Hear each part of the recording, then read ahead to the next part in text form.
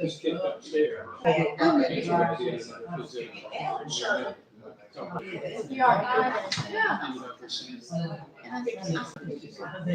I'd love to So a long history. Yeah.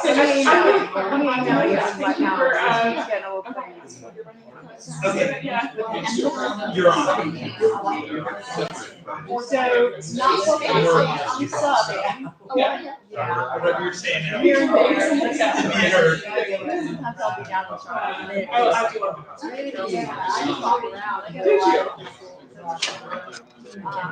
Well, you probably have favorite schools and favorite high schools. I do, yeah. So they call, certain schools call them the first. But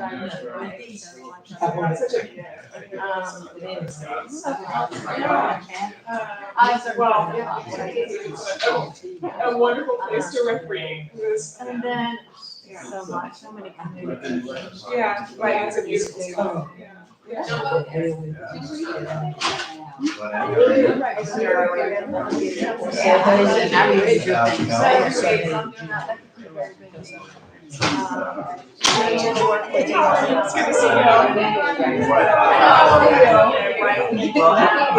yeah, I know. Yeah, I love seeing you around town. You feeling well? I know you were.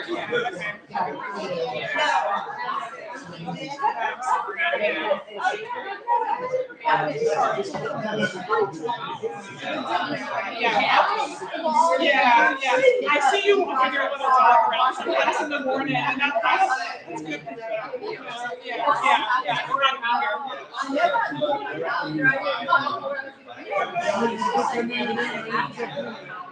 I'll check.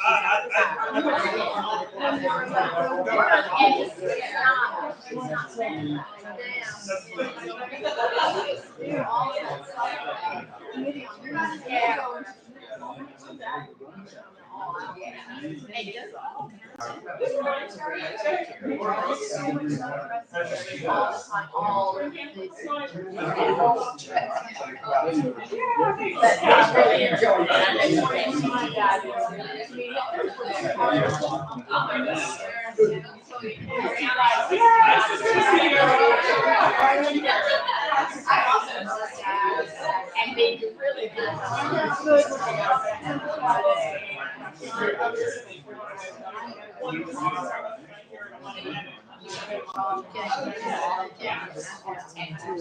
All right, I think we're going to go ahead and get started. It is my pleasure to introduce to you the Reverend Julia Watkins. She's sitting right there. She'll be up here in a minute. Julia is the chaplain of the college. A year? Has it been a year? Just passed over a year. Yeah. Julia is no stranger to us. She is a Davidson graduate and also participated in campus ministry, which was called Westminster Fellowship. After, see if I can get this right. After Davidson, you went to Princeton? Eventually. Princeton Seminary. Worked at Covenant down in Charlotte before coming here. So welcome. I was going to make up some stuff. That's great. Fun. Yeah. Like competitive. I forget what it was. Pickleballer. No. It was like ballroom dancer or something really kind of good like that. But I know. So welcome. Thank you. Great. Wonderful. Thanks, Sean. Appreciate it. Was that for me or was that for Julia? Yeah, it's the transition. Yeah. He's leaving now.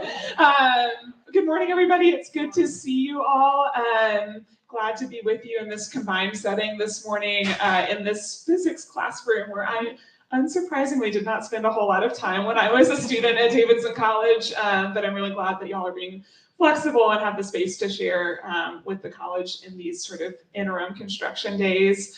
I'm here to share a little bit about the nature of chaplaincy on a spiritually diverse campus, and in particular on Davidson's campus, to share a little bit of the arc of how this has developed over the years at the college.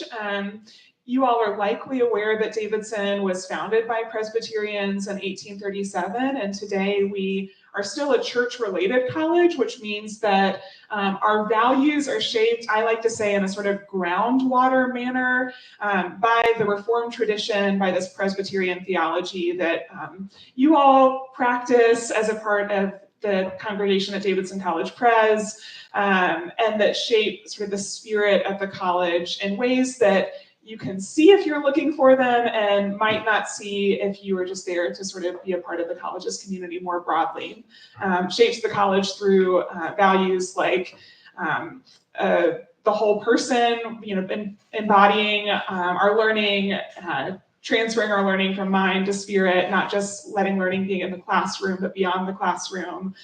Shapes our honor code that we hold on campus, creates a community of residential trust and relationship, and a number of other things. So I'm here really to share that Davidson has become more spiritually diverse since its founding in 1837, as you might have anticipated.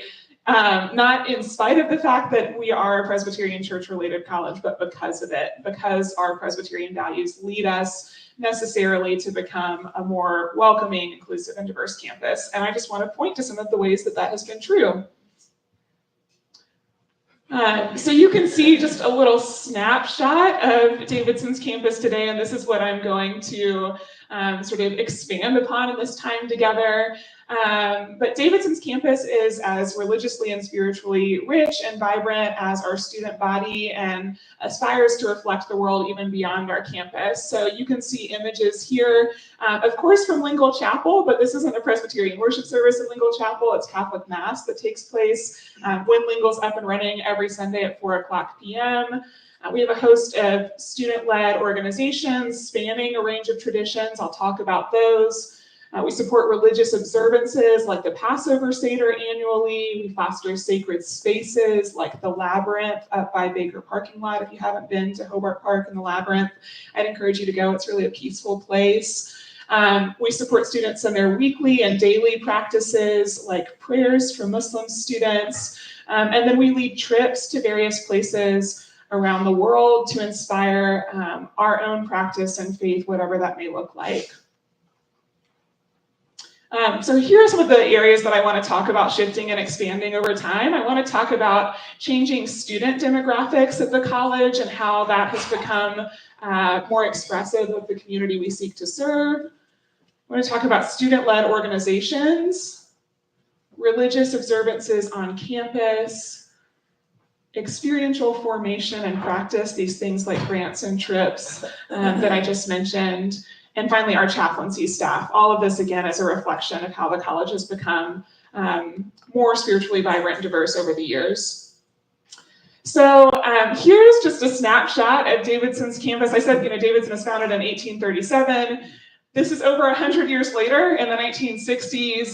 Davidson's campus, as you can see, was almost entirely Christian, and the majority of those Christians were Presbyterian. 60% of those folks were Presbyterian.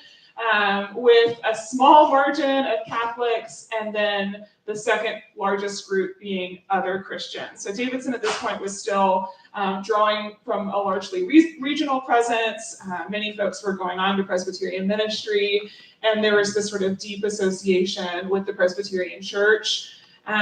This, of course, was a time when denominations were more fleshed out across the country, and so there were more Presbyterians across the board then, too. Nobody atheist, agnostic, nobody identifying as Muslim, Jewish, or Buddhist, a very small few identifying with no particular tradition at all. Fast forward to the 70s, and we start to see some shifts. The number of Presbyterians has dropped just about in half, rising number of Catholics and other Christians, a very small number now of Jewish students and Buddhist students. We're starting to see a little bit of a pivot, as well as a rising number of those with no affiliation, the nuns, as we call them, N-O-N-E-S. We get into the 2000s, you can still see about 3/4 of Davidson's student body identify as Christian, but the number of other traditions begins to rise, including now Muslim students who are on campus, as well as a growing number, again, of students who don't identify with any particular tradition. And then finally, this is some of the most recent data we have. This past year's data is pretty close tracked onto it. Presbyterians now constitute about 8 to 9% of our student body, and I will say this is any Presbyterian denomination, not just the Presbyterian Church USA, but any of the 10 denominations that are represented across the country, of which the PCUSA is the largest. Catholic students are the single largest religious group on campus. That often surprises folks. We have quite a few Roman Catholic students who have a vibrant life together on campus. Still a number from other Christian denominations or non-denominational backgrounds, as well as now a rising number of Buddhist, Jewish, and Muslim students. This past year, I think we had around 100 self-identifying Jewish students and around 50 self-identifying Muslim students. And then, this percentage of atheist and agnostic students, I wonder data-wise if there just wasn't sort of tracking for this prior to 2020 and 2021, because it is hard to imagine that those students weren't with us before then, and a rising number of those who don't identify with any particular tradition.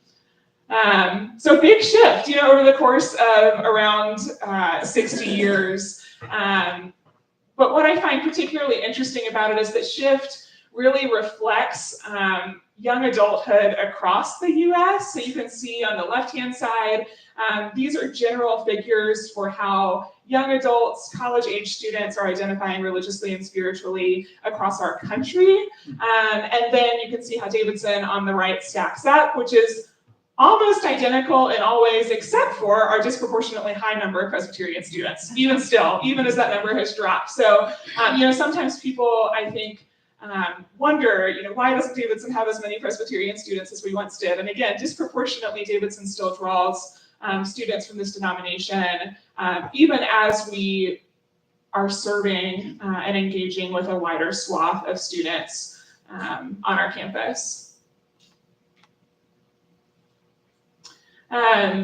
Today, I think I mentioned Davidson supports 14 different student-led organizations. This too has not always been the case. I want to talk through the history of how those organizations have popped up over the years. You can see just a few of them represented here. The majority of these organizations are Christian affiliated in some way, just by virtue of congregational support out in the community, parachurch support out in the community. And we do have organizations that represent a variety of different traditions, including a Muslim Student Association, a Jewish Student Union, a Davidson Dharma group, and a mindfulness group. But it wasn't always a given that this was a part of our campus life together. So how did this all come to be? You might be surprised to learn that the two first student-led organizations on Davidson's campus were not the Presbyterian Campus Ministry and the Methodist Campus Ministry, or the Presbyterian Campus Ministry and the Episcopal Campus Ministry, but FCA, and then around a decade later, InterVarsity Fellowship, both of which are supported by parachurch ministries in our community. These arose in the 60s and the 70s, and then it was about another 5 years before Davidson's Catholic Campus Ministry popped up, followed not too long after by the Chapel Committee that supported regular worship on campus, and then Westminster Fellowship, which was supported by DCPC in the particular tradition of the PCUSA. I wonder, though I don't know for sure, if these early organizations popped up because there was an abundance of support for sort of mainline denominations on campus, like Presbyterian students, like Methodist students, and that was so much in the water through the college's administration and the chaplain's office and other spaces, that there wasn't perhaps a felt need for additional organizational support at that point, but that perhaps students who came from a more fundamentalist or evangelical background were seeking outside support that looked a little bit different. We have all of these different denominational ministries popping up after Westminster Fellowship. I believe Westminster came to be during John Kirkendall's presidency. I want to say that he was an instrumental part of getting that off the ground. But then we're followed by the Methodist College Fellowship and Episcopal Student Fellowship, and Interfaith Fellowship in the late 90s. So even before the turn of the century, there was interest in students engaging across traditions, which persists today. Campus outreach, another parachurch ministry. And then in the early 2000s, we start to see organizations that are meant to support students of minority religious backgrounds. So the Jewish Student Union, which has at points over the years also been Hillel, but is currently sort of unaffiliated with that organization. The Muslim Student Association, and then Reformed University Fellowship, which is the PCA campus ministry. The Orthodox Christian Fellowship, which ebbs and flows as we have varying numbers of Orthodox students on campus. Right now, it is not active on campus, but if we have a student population that wanted to be organized and bring it back, then there's certainly room for that. And then Young Life College in 2005. You'll see in the sort of like 2010s up until very recent years, we have this variety of sort of meditation group that became a mindfulness group. This Latter-day Saint or Mormon group has also sort of ebbed and flowed over the years as we have students available to fill it. A Buddhist group, and then a Pentecostal Christian group, which is at the moment not currently active. And so the way that these organizations work is that students express an interest, they might connect with resources out in the community, and then it's up to them to get the organization off the ground. So Davidson's not starting these organizations, outside community groups are not starting these organizations, students are starting these organizations with the support of the college. And they really do reflect sort of student interest and diversity over the years. So here you can see them all together, just a flow and evolution over the decades since the 60s. Again, sort of gradually, I think, branching out to become more diverse and representative of the students who have led the way to have these organizations on our campus.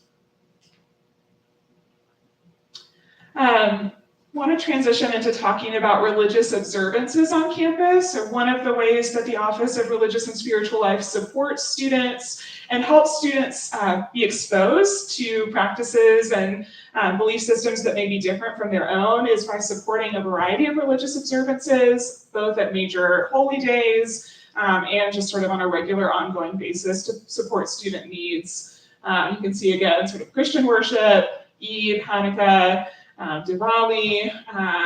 So I want to get into what these look like now.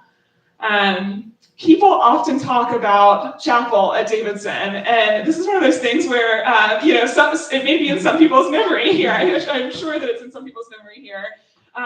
Sometimes people talk about chapel at Davidson, and I can't tell if it took place on a mandatory basis, like 20 years ago or 60 years ago. And the reality is that it has been since the late 60s that chapel has not been mandated on Davidson's campus, but before that, there were voluntary chapel services on Wednesday and Friday mornings, and then a required service on Sunday evening in DCPC. Rob Spock, who preceded me as the chaplain at Davidson, was working for a period of time in the archives at the college library following his retirement, and one of the things that he was sifting through was the chapel log from these years when it was mandated. And he said, you wouldn't have believed the number of conduct reports, people who were talking in chapel or, throwing paper at one another and not always as attentive to the matter at hand as maybe the college had hoped by their mandating they might be. Sterling, go ahead. Julia, we actually had required chapel Monday, Tuesdays, and Thursdays. Oh, did you? At 10 o'clock. Wow. And Thursday was a quasi-religious observance. Mondays and Tuesdays were kind of general meetings. And we did receive from President Martin a letter during that period that said if our conduct didn't improve, we were all going to be sent home. Oh my goodness. Well, I'm glad you made it through to graduate. And thank you for checking me. These are facts that preceded me, so that's helpful.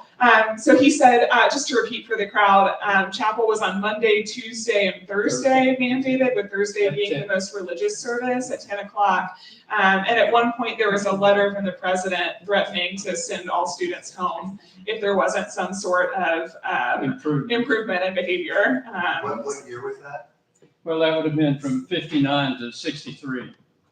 59 to 63. That was Sterling's years. It Right. went way. Right, Oh, yeah. yes, yeah. Yeah, but this is wonderful. It's great to have the firsthand memory or trauma of that season and time. And we could tell you a lot of stories about that. I'm sure you can. So, chapel is no longer mandated heading into the 70s, and in its place, a variety of other observances emerge. So there's this voluntary campus and community worship on Tuesday evenings, which I presume was a more expansive invitation to the wider town of Davidson.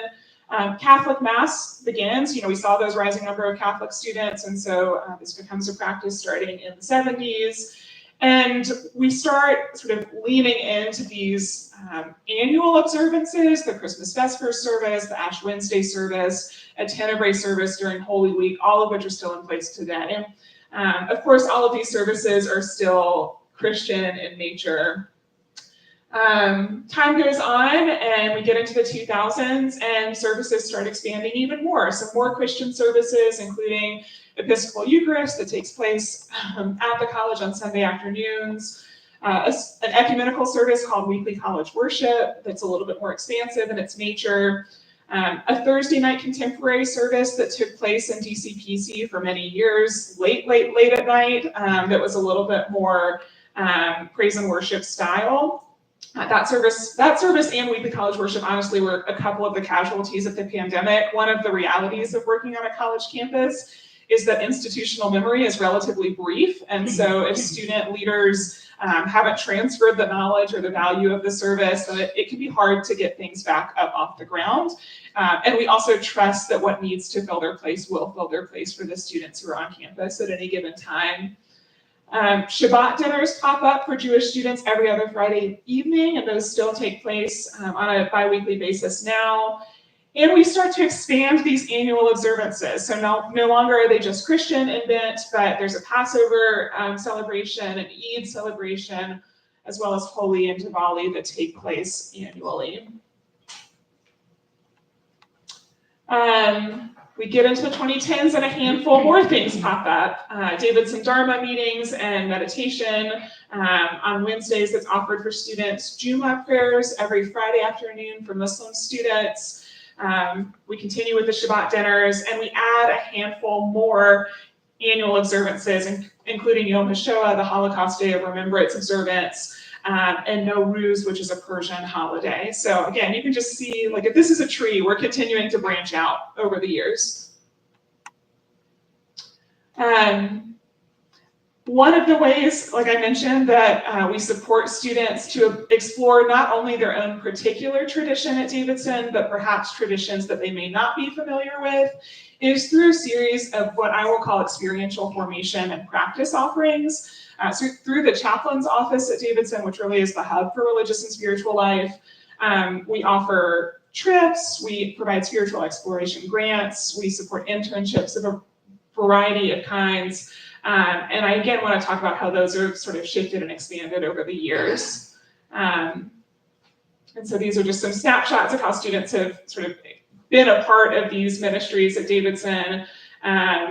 Going on mission trips, sometimes this is with a particular student-led organization, participating in meditation retreats. But I guess I want to talk about grants first. So I was jogging my memory here for a second. So grants are related to spiritual exploration, again, of a student's own tradition or any tradition at all. Generously, folks have given money to Davidson over the years for grant money to be directed in a handful of particular areas, including Asian cultures, religions and contemplative practices, Buddhist meditations and teachings, Christian faith and church-related vocations, and Jewish identity and heritage. We are always looking to expand and deepen the support we have for particular traditions through our grants on campus. But I'm just thinking of some of the things that students have done even in the past summer. We offer grants over winter, spring, and summer break. And we had, for example, a number of students who were participating, like I said, in mission trips with their respective congregations or their student-led organizations. And we also had students who were exploring their Jewish identity in a post-October 7th world by visiting family and their roots in Moldova. We had a student who was on a yoga retreat in Thailand over the summer, 2 Muslim students who were on Umrah pilgrimage all the way in the Middle East, students who were participating in sort of religious cultural food tours to connect them to their own tradition. One Hindu student who's from India exploring his Hindu tradition here in the US and sort of sussing out the differences there. All of these examples, again, I offer to share just how expansive the exploration that students are doing is. We really encourage them to dream big and love to support them in realizing sort of their broad aspirations for what spiritual exploration might look like on campus. We support group travel through the Office of Religious and Spiritual Life. Domestically, there have been a handful of offerings over the years. Most recently, there's been an interfaith fall break trip that's around Beloved Community in Atlanta, where students are visiting a variety of different congregations and exploring the legacy of both Gandhi and Dr. King in that space. There's a regular Buddhist meditation spring break retreat. This year it's slated to be in partnership with Duke and Wake Forest in Western North Carolina. And then often there's a Christian faith-based spring break community service trip that's offered through one of our sort of student-led organizations like FCA or Campus Outreach. We've offered a variety of international trips over the years. My hope, and the pattern really has been that we'll continue to have in the Christian tradition a more active or justice-oriented trip one year, followed by a more contemplative trip the other year. So last year over spring break, Daniel Keith, who's one of our associate chaplains, and I led a group of students on a faith and justice journey to South Africa, where we were exploring the church's role in defending and dismantling apartheid government there. This year, we're going to a monastic community in France called Taizé. We'll sing some Taizé music and worship actually this morning that has a focus on young people and brings together folks from all over the world. I actually got to travel there when I was a student my sophomore year, so it's special to be still in that rhythm with students. There's a spring break trip that goes to Poland, and that's the only trip that really is specific to one religious group. It's only for Jewish students to explore their heritage and identity. And we have had, as of this past year, a Buddhist study and meditation trip to South Korea, where students stopped at 3 different temple sites and practiced with the monks there. They were getting up really early in the morning at 4 o'clock to attend all that the temple had on offer, to take in the beautiful scenery and to be together there. And I will say that all of this is supported in part because our chaplaincy staff has continued to expand and student interest has continued to expand. So I'll talk about our chaplaincy staff in just a moment, but we're at just one Presbyterian chaplain. We couldn't offer all of these wonderful programs. So here are just some glimpses of trips. Here we are in South Africa, having freshly landed this past spring break, getting ready to sprint across Cape Town for 6 days. And part of what I loved about this trip was that, yes, it was a trip about the church. We had congregational partners. We were connecting with a local university in Cape Town. And our student group wasn't exclusively Christian students. We had 2 Muslim students who were just interested in learning. One of whom said when we attended worship on Sundays, "Oh, this is my first time in worship," and really was open to and curious about the experience and interested in bringing his own experience as a Muslim to bear upon what we were experiencing there in South Africa. We also had a number of students who don't identify with any particular tradition, but again, we're just open and curious. Jewish students up at the top on the Poland heritage trip, and then you can see students over on the far right-hand side on the spring break meditation retreat, which I think that year was in Ann Arbor, Michigan.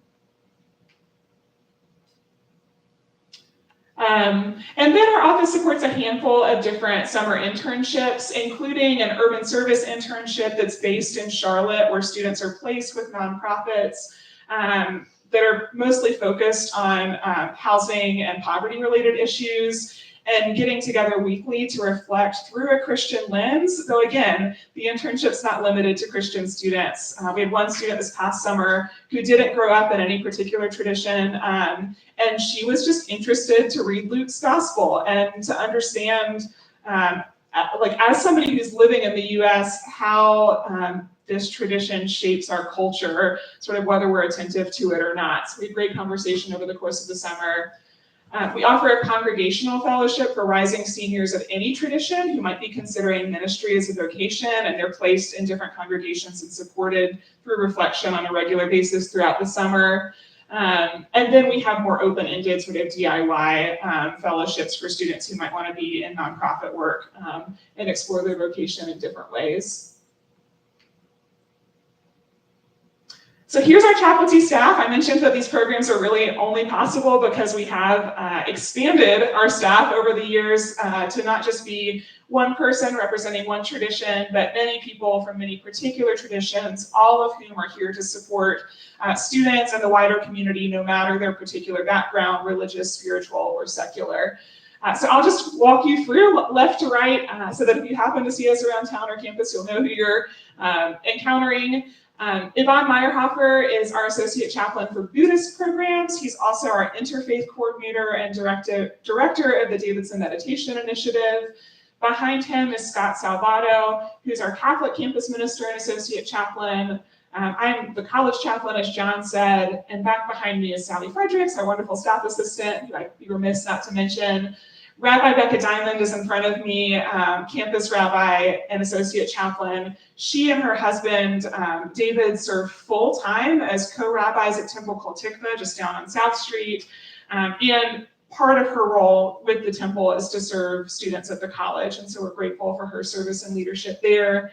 And then back behind Rabbi Becca is Reverend Daniel Heath, who is a fellow Presbyterian minister and spends half of his time as associate chaplain and the remainder as director of the Davidson Forum, which sits at the intersection of the Reformed tradition and a variety of sort of humanistic and social and ethical questions.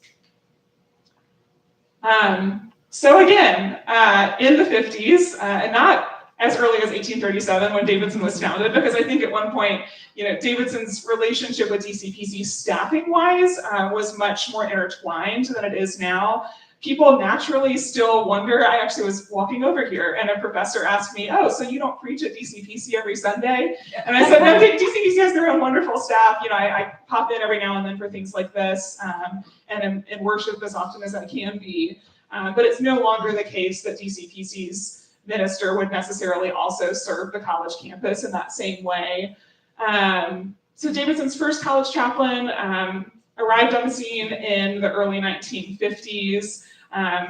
To a point, there was still a relationship with DCPC, some overlap. I'm looking at you, Sterling, because you might have some memory of this as well.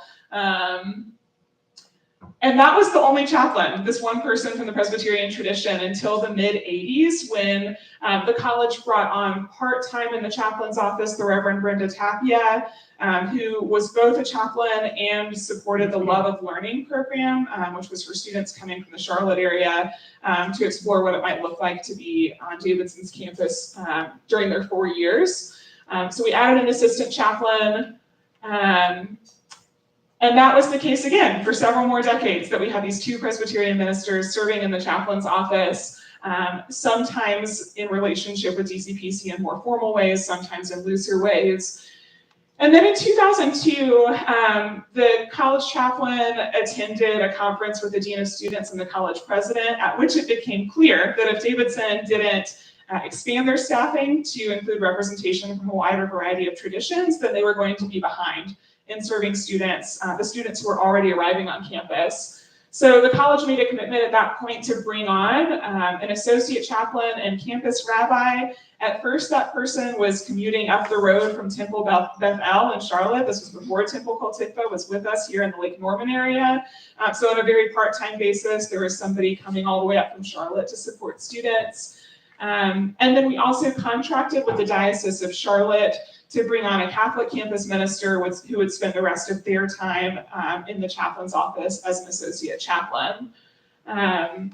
Those two traditions were chosen at the time because those were two student bodies that we saw growing at a relatively fast pace in ways that felt sort of beyond the scope of strictly Presbyterian ministers to support on campus.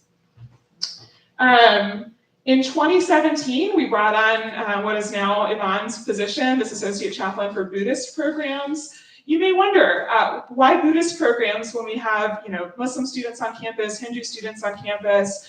And a part of the answer is that we had a generous alum whose Buddhist practice really mattered to him and was shaped in some ways by his time at Davidson, who wanted to see this position take shape at Davidson, and so it did. And I will say that this person has continued to serve students both from Buddhist backgrounds and far beyond them. It's always been the intention of our office to serve students no matter their background or tradition.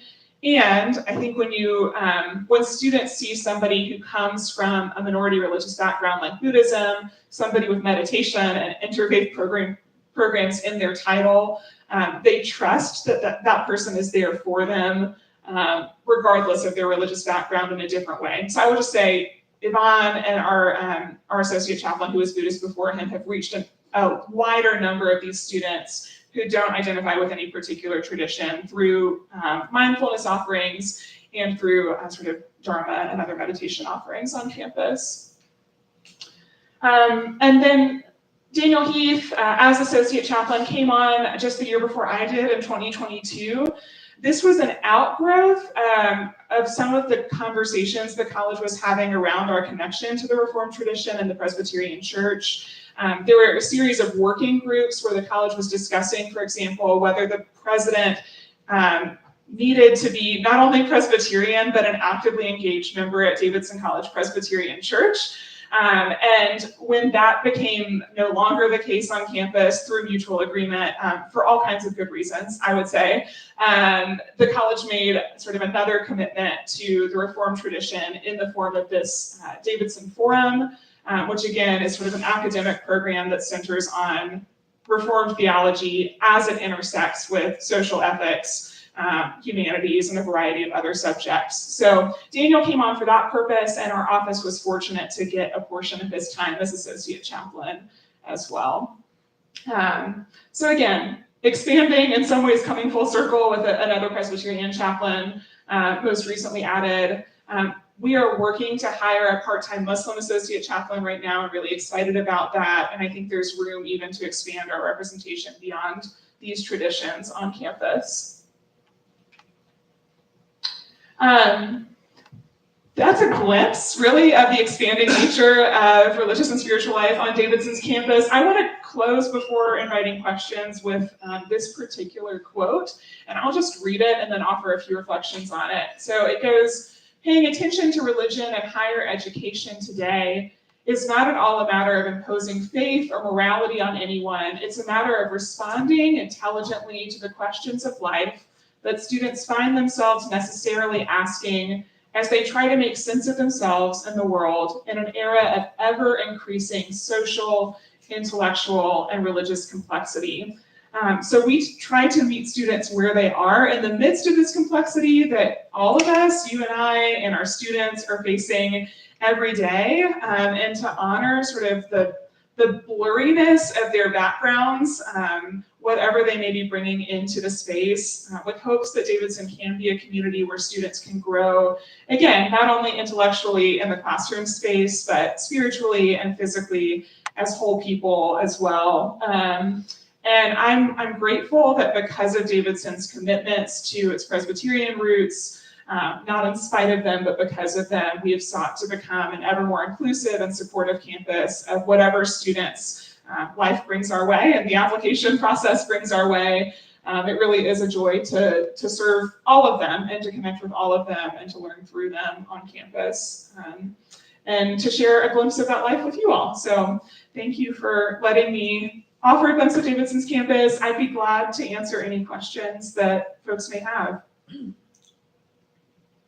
Going back to in the beginning when you were talking about the demographics, the religious demographics of the student body, do you know when in recent years that survey was taken? Because I was wondering when, if as you pointed out, I think around 9% of students identify as Presbyterian. And I was wondering if that's taken it when they enter, or maybe that's a testament to the poll of DCPC, where some non-denominational student, Christian students arrive, and then because of the poll of DCPC, by the end, or by the time they graduate, maybe they are identifying as Presbyterian. Yeah, that's a great question. I'll repeat it just because folks are online. When was the demographic survey taken? And it's a great question. We distribute it when students apply initially, but at that point, they're not yet certain whether they'll even attend Davidson.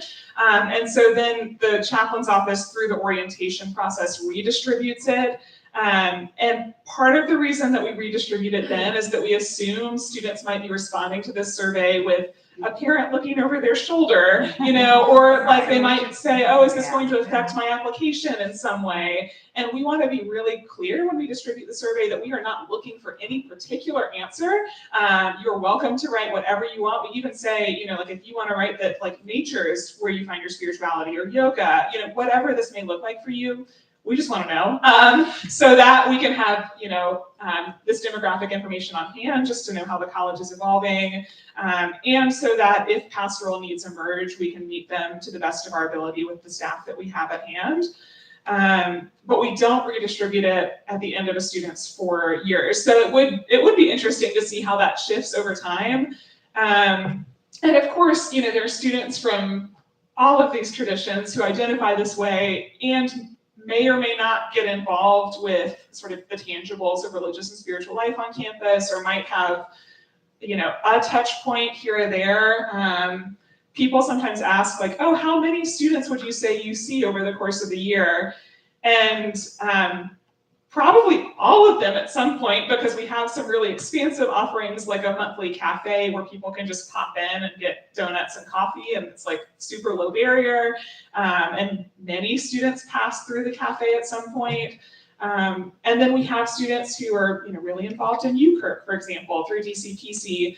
But then we also have students who might just, participate in one grant opportunity, or they might go on a trip once, or attend a religious observance service, but they're not super involved beyond that. So I guess I offer that just to say that like the demographics are what they are, and they don't always track onto sort of broader engagement in religious and spiritual life.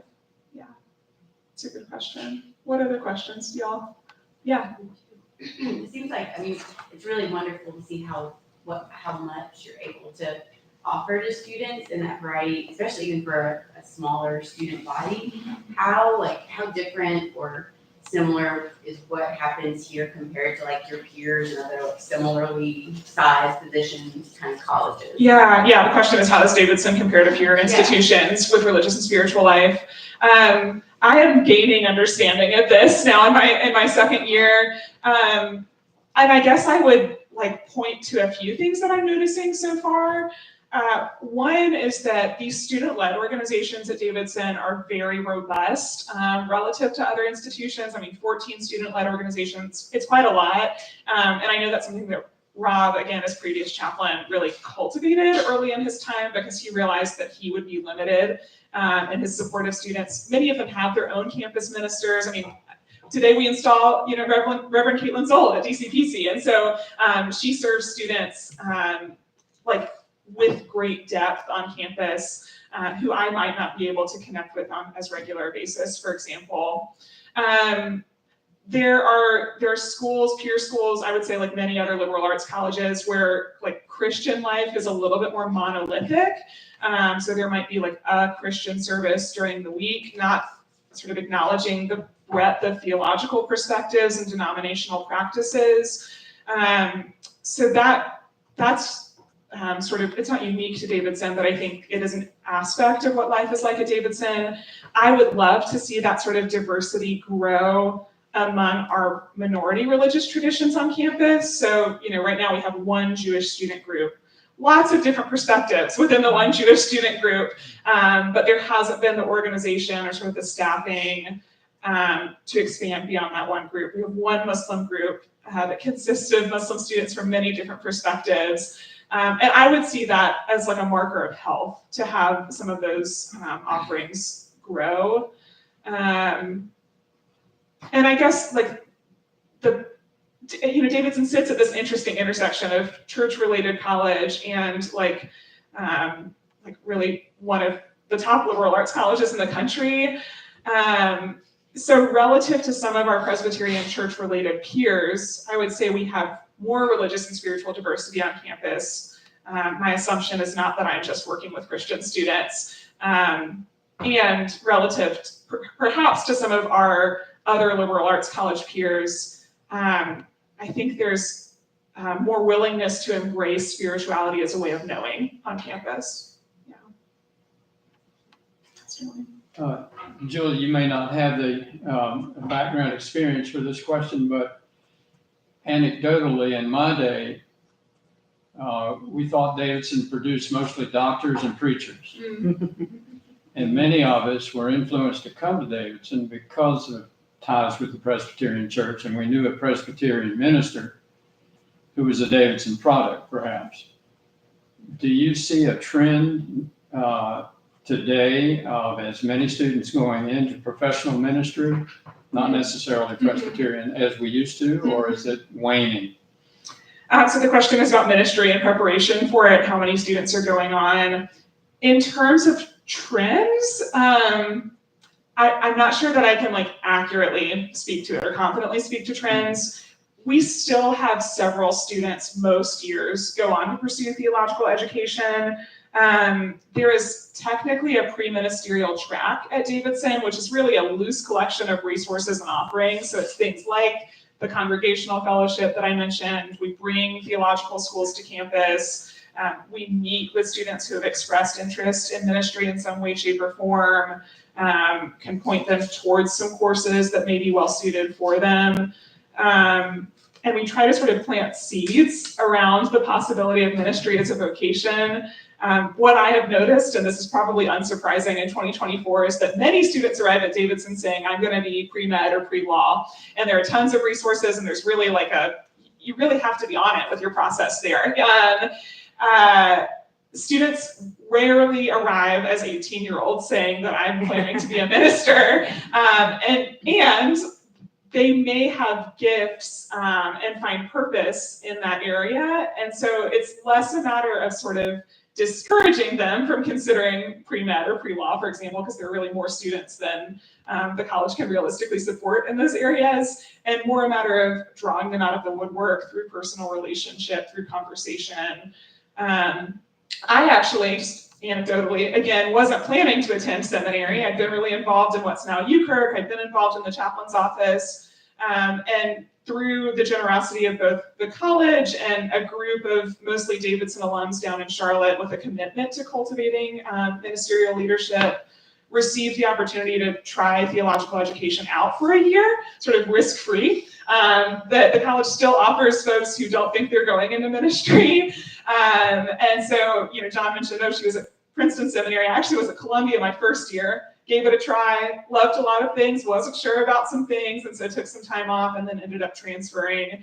But like, that's a completely viable way, to invite people, just this roundabout, try it, you might like it. Is there anything, well, perhaps you just answered that, but there used to be a Rockefeller. It's very similar to the Rockefeller Scholarship, yeah. Let you go and try for a year in seminary. Yeah, so, but yeah, I would say in any given year, there probably are 2 or 3 students who go into professional ministry, which is not insignificant.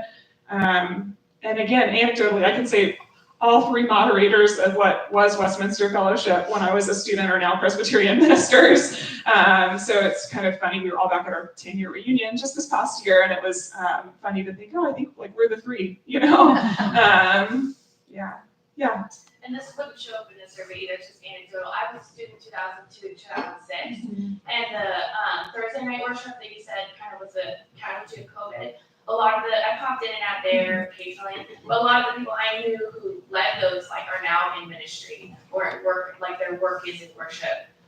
So not an official program, but definitely was fundamental for them to be where they are now. Yeah, that's true. Yeah, all kinds of pipelines towards ministry and people serving in congregational settings who may not be, ordained or installed in their positions, but might be in sort of music ministry or working in an administrative function or educational function. Yeah, Graham. First of all, Julie, thank you so much for doing this presentation for us. I heard Rob give it about 10 years ago, and you did a fantastic job, and the updates are wonderful. You started off with a statement that I found pretty interesting, that we've grown in terms of both religious diversity and vitality. And I think the diversity is kind of obvious, I think, but the vitality is an interesting kind of claim. And I'm curious if you'd like to kind of expand on that, because I think it could be true, but I think there's dynamics where there's contention there, like Mr. Link's point. I mean, you used to have this required Vesper service. I went to a Quaker high school, wasn't Quaker. I was probably one of the students who complained a lot about it. But if they took that away, I would think that would be a loss of vitality. And then also the religion department, which I know is outside of your jurisdiction, has changed and has also reduced in size since the 60s. And so how do you think about that? Like, what do you mean by vitality, and how should we think about it? Yeah, it's a great question. It's, prompting me to consider afresh what I mean by vitality. I guess I think about it in a handful of ways. One is that, like, when students come through the door of the chaplain's office or engage in any sort of religious and spiritual offering on campus, it's out of sort of genuine desire and curiosity, which I find enlivening and refreshing. Like, students bring their questions, they bring themselves, and they're seeking something that's not being addressed, in its entirety in other spaces on campus. That, I think, sort of constitutes a sort of liveliness of spirit within students that in some ways may be deadened by mandates, and just sort of genuine interest. I also feel like students, now having more opportunities to engage across tradition and to encounter people who don't just come from their own background, experience like both a widening of their horizons and in some ways, I hope, a deepening of their own perspective, sort of holding it up alongside those from other backgrounds, those whose views might not, align with theirs perfectly. And like I said, they can even immerse themselves in those traditions through, this variety of offerings that our office has. One way that I would like to see a religious and spiritual life grow on campus is by meeting some of these students who might not be participating in formal offerings of our office, but are still interested in sort of exploring spirituality broadly as it relates to their lives. It seems like there's a gap there to me that, again, there are students who might do like a grant, a trip, might be in a group, but if they just want to like have a facilitated conversation, with friends, the opportunity hasn't been as robust in that direction. And so we've started, and this is a programmatic response to your question, but a Chaplain's Ambassadors program this year, a group of student leaders who are sort of organically cultivating what I would call everyday spirituality across campus, and trying to plug in with various groups to just ask the question, like, how does our spirituality connect to these questions of like political identity or service or, how we set up our dorm room. I mean, really anything as mundane or as profound as that. So I'm curious to see how that program will grow. And I also, I know I said at the beginning that I do feel like Davidson's Reformed heritage, it's more of a groundwater effect now than like a top-down effect. We might not see it in the branches, but it's still feeding the system on some level. And I do believe that groundwater effect is alive and well in a sort of vital way. But if you're looking for vitality in all the leaves and branches, then it might look, you might not see it, I guess, in the way that you once did. Feels like a matter of sort of knowing how to detect it. Yeah. Does that answer your question? Yeah. Okay. Yeah.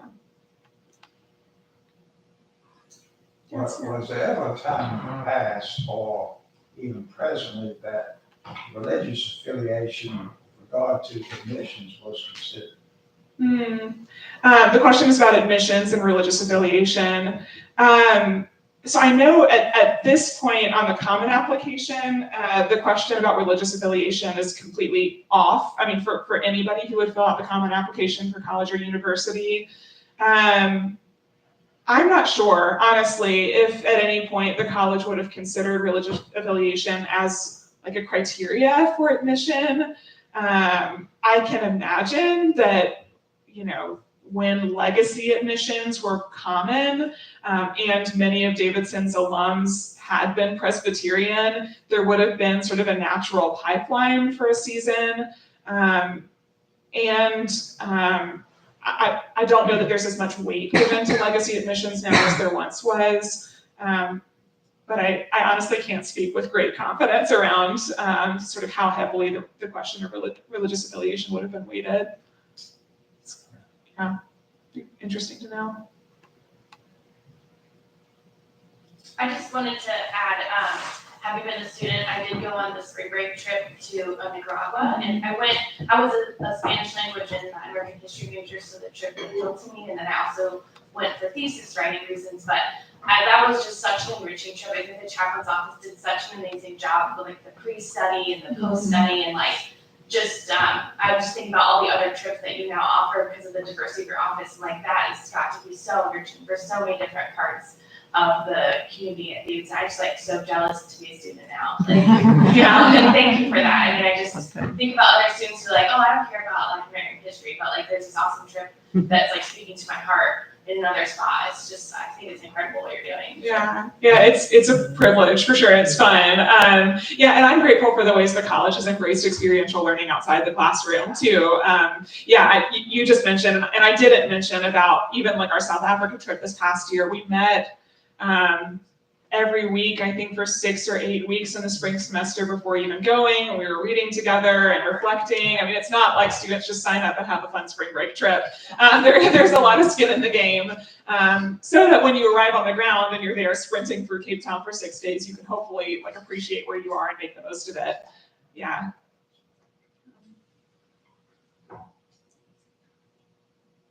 Wonderful. I'm happy to hang back and answer any last questions that folks might have. Again, I'm excited to be a part of worship this morning, installing Caitlin, and grateful for her support and DCPC's wider support of everything that happens at the college. That ministry has been, so valuable over the years, including to me, and really, it's great to see it come to fruition in this installed capacity today. So thank you all for your support, and thank you for your engagement this morning. Appreciate it.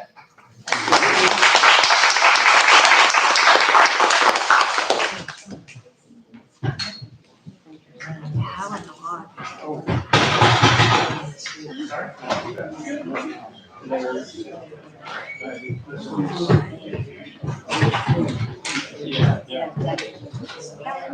are you? You've been to Geek, right? Yes. Is it good? Yes, highly recommend. This week we'll be going back to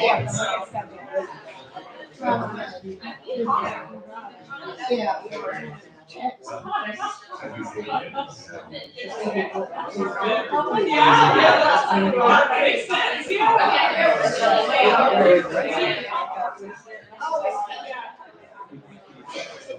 Yeah, it wasn't just self-segregating. I'm glad you're here.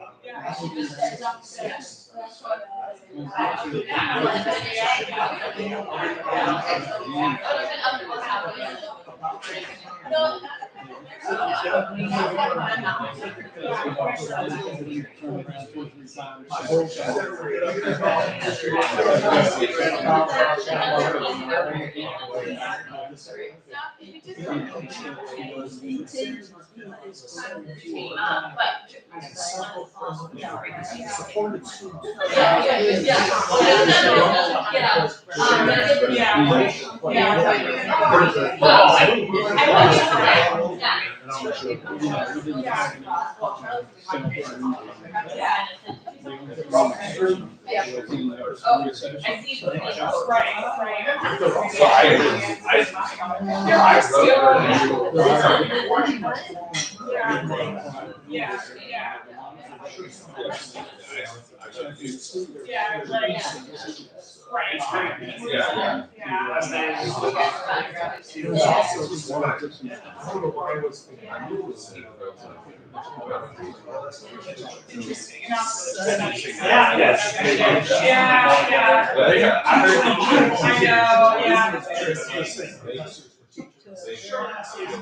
Oh, right.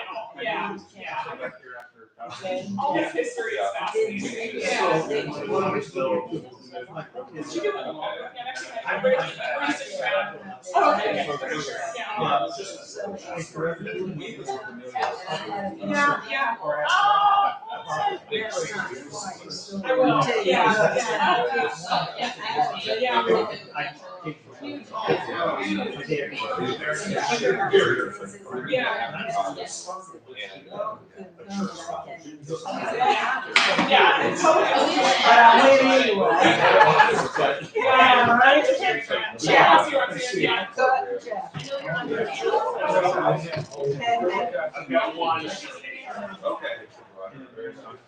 I was as a freshman,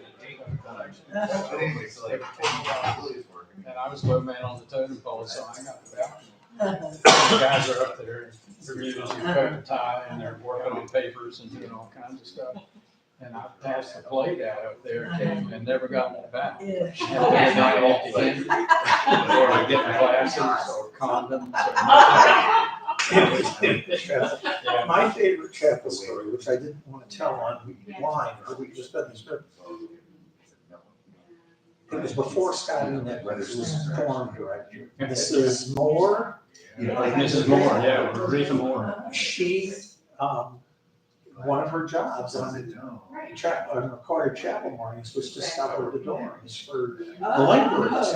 And one day, she walked down the hallway and sees this guy at the other end of the hall coming out of the bathroom, stark naked. And she's rushing to see, she can't see who it is, and the kid just puts the towel over his head. And says, "Good morning, Miss Moore." And she had no idea. She used to have to inspect the dorm. Yep. She walked into one of the bathrooms in Canada, I think, and there was a guy on the throne. She walked in, don't bother to get up.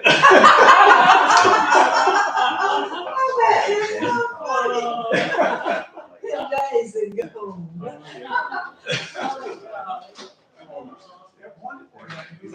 I didn't know him, but I knew the name of the guy with. Right, does that make sense? Yeah, because that's the point where and they define Christianity as, like so, and then it puts off all the Christian students as like they are somehow Ignoring it or. well, no, the college is actively like sort of hostile. Oh, yeah. Right. Yeah. So. That's When like, it's not, but it's, just perception. I'm gonna throw this empty coffee cup here away just so I feel a little bad. Oh, yeah, sure.